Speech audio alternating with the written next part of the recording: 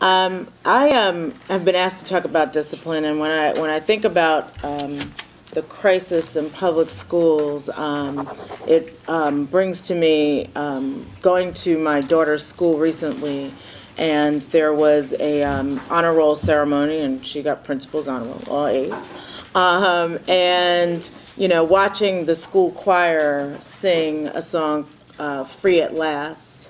And they, sang this beautiful song.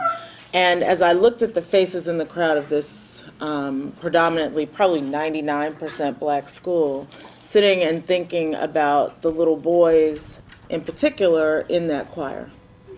And the fact that they're singing about free at last, and actually the irony of it is that those little black boys and girls are not free.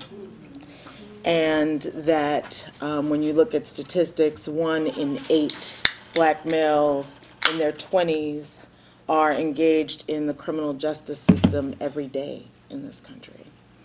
And that when we look at suspensions, the importance of this discipline issue is that this is where it begins for our children. And that discipline, expulsions, suspensions, referrals to alternative schools, and arrests in schools. This is where the pipeline begins, pushing our children off of an academic track, even as young as the age of 5, and into the juvenile justice system. When we look at what has happened to children across the country, actually, discipline is the best indicator of involvement in the juvenile justice system. Children who are disciplined are more likely to drop out, more likely to fail, more likely to be in the juvenile justice system, more likely to be in the criminal justice system as adults, and then more likely, of course, to be living in poverty. When we look at discipline and the issue of zero tolerance, and what is happening to our children is actually not really about safety.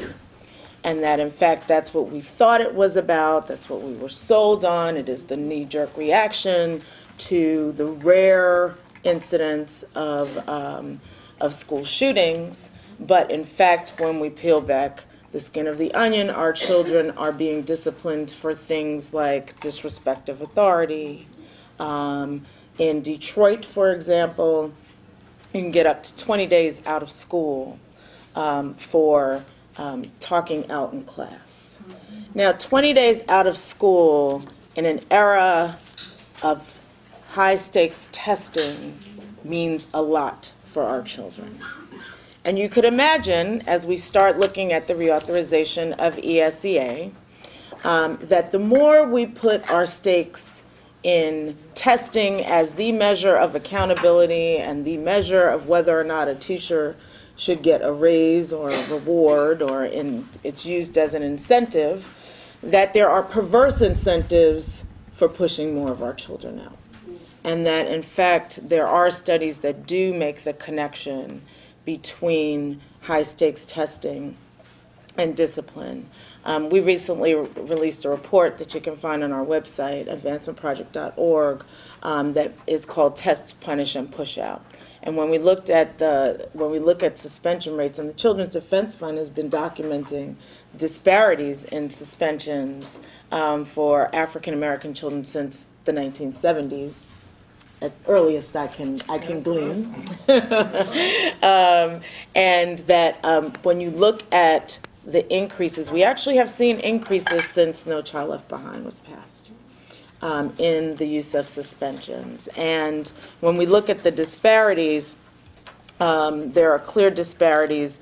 The rates have increased since 1973 for black students from 6 per 100 to most recently 15 per 100 for black students. And that's since 1973. And we've seen increases since NCLB in suspensions for black students of 8% and expulsions since NCLB up 33%. Black males are two times as many black males as white males receive out-of-school suspensions. When we look at policing, because clearly in many of our schools, if you are a black student, you're more likely to go to a school that has zero tolerance in it and that has police in it. Even though that school may not be the same school that actually nearby had the school shooting, right? Because Columbine actually does not have police. They do not have metal detectors. They feel safe at that school. But those kids are more likely to be policed if they are black or Latino and in predominantly minority or predominantly schools with kids of color, and therefore more likely to be engaged with police throughout the day.